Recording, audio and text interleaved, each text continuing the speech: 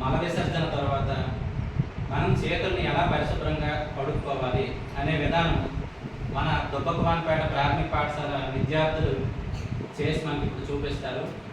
చెప్పండి అమ్మా. First step, second step, third step, fourth step, fifth step,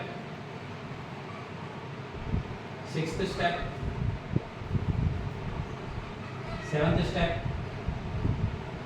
okay, ఇది మనం చేతుల్ని పరిశుభ్రంగా ఎలా కడుక్కోవాలి అనేది మనకి ప్రపంచవ్యాప్తంగా ఉన్న విధానం అన్నమాట. ఇది ఈ విధానం ప్రకారం మనం అందరం పరిశుభ్రంగా చేతుల్ని సబ్బుతో కడుక్కుంటే ముందు మన వ్యక్తిగత పరిశుభ్రత అనేది అవసరం. పిల్లలు వాళ్ళు చెప్పగలరు. నువ్వు చెప్పు.